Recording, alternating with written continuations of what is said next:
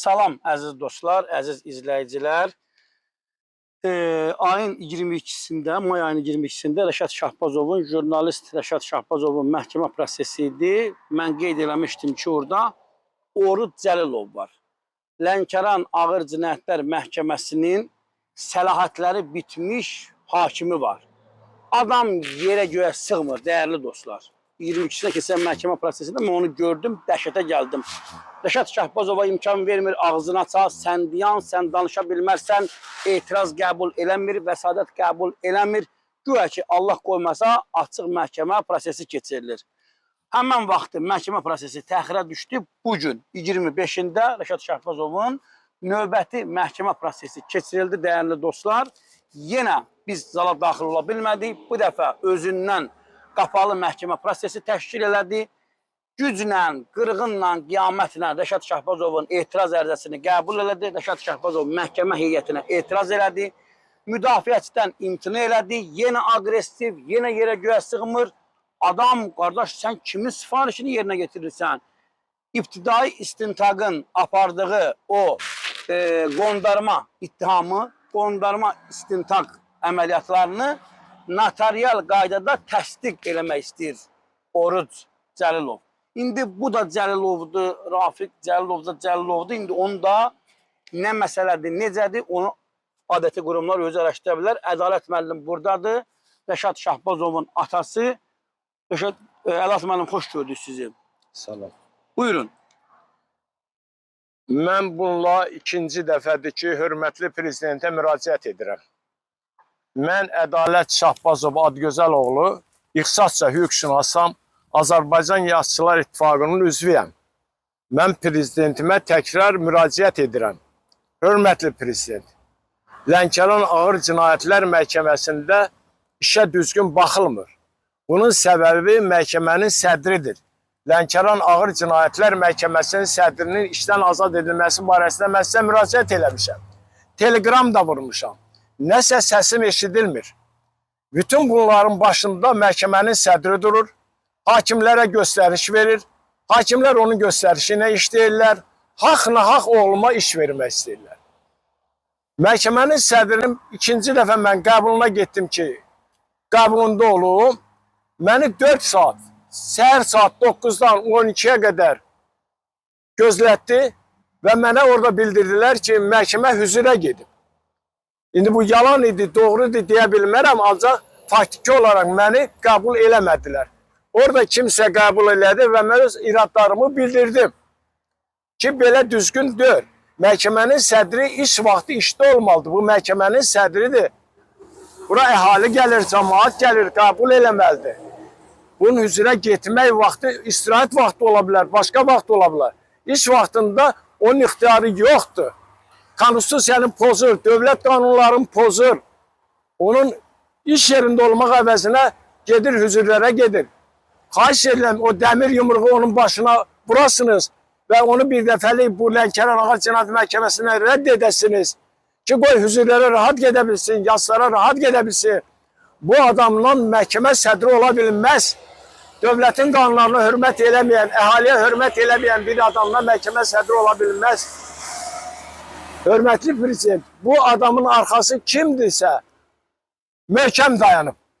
Xahiş edirəm, onu siz araşdıra bilərsiniz.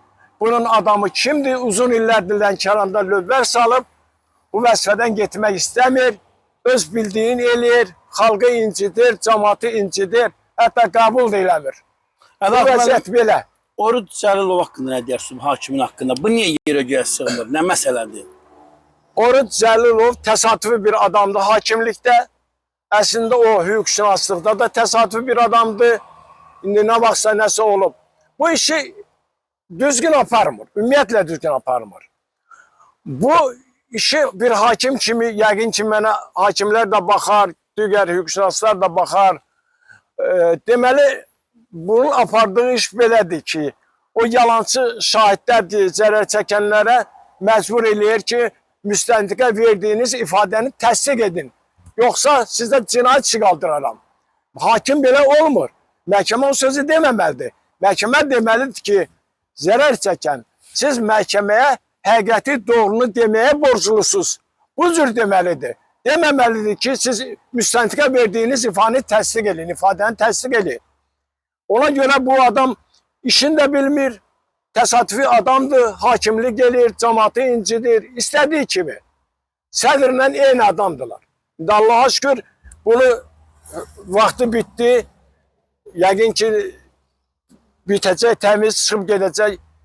Lənkəran Ağır Məhkəməsində, Cinayətlər Məhkəməsində bir də sədr qalır ki, onu da inşallah prezidentimiz götürər və bir azadlıq bəxş edir. Bir də Ədat müəllim, biz bilirik ki, Rəşad Şahbazovun məhkəməsi açıq məhkəmə prosesi keçirilir. Niyə bizi buraxmırlar məhkəmə zalına? Sizi, bizi niyə buraxmadılar bu günləri? Səbəb nədir? Səbəb odur ki, qurban olum, bu təzyiqdir. Rəşada təzyiqlər olur. Təzyiqlər olur. Həmin təzyiqin bir nümunəsi odur ki, bizi içəri buraxmırlar. Polislər pasport istəyir, açıq məhkəməsinə girmək üçün hamıdan. Bu düzgün hesab eləmirəm. Bu açıq məhkəmədir. Hər bir adam iştirak edə bilər. Lakin buna imkan vermirlər. Prokuror da susur. Prokuror məhkəmənin heç bir işinə qarışmır. Belə. Belə, dəyərli dostlar, orada qeyd elədik ki, Ədat müəllim dırnaq arası zərər çəkmişdə güya ki var. Təbii ki, onların bir qismi artıq bu işin içində mənə elə gəlir ki, yoxdur. Məndə olan məlumata görə onların bir qismi artıq geri çəkilirlər. Amma orada təxminən 3 nəfər adam qalıb. Onlardan biri də mən əlaqə saxlamışam. Fuad Xudaverdiyevdir. Onunla mən telefonla danışmışam. Təbii ki, Cəlilabad rayon İcra Hakimiyyətinin birinci müavini Qalib Xudaverdiyevin qardaşıdır. Mən ona bildirdim ki, sən bu çirkin işdən geri çəkil. İndi buradan da xahiş edirəm. Yəni, belə şeylərdə alət olmaq lazım deyil. Sən kiminsə həbsində niyə vasitəçi olmalısan? Fuad Xudaverdiyev və digər dostlara da deyirəm. Etməyin, eləməyin, özdə yazığınız gəlsin, övladlarınıza yazığınız gəlsin, nəslinizə, kökünüzə. Niyə qardaş, niyə siz alət olmalısınız Rəşad Şahbazovun həbsində? Nə üçün? Rəşad Şahbazov Cəlilabad rayonunun ən ucqar kəndlərində insanlar narahat edən problemlərdən danışıb. Hörmətli cənab prezidentə ictimai nəzarət olub. İllərdir rayonda olan problemləri malalayan, rayonun qanını zəli kimi sorulan o bəzi məmurları ifşa eləyib. Buna görə də mən hesab edirəm ki, bu məsələ tez bir zamanda öz həllini tapacaq. Mən bu məsələnin həllini birbaşa hörmətli cənab prezidentin göstərişində görürəm. Cənab prezident bu məsələyə öz xüsusi göstərişini verəcək. Bir gənci, bir ictimaiyyət nümayəndəsini, bir jurnalisti hansısa bir çirkin niyyətli məmura qurban vermək olmaz. Belə, dəyərli dostlar, yayımımızı bəyənin, paylaşın, kanalımıza abunə olun, sağ olun, sağlıqla qalın.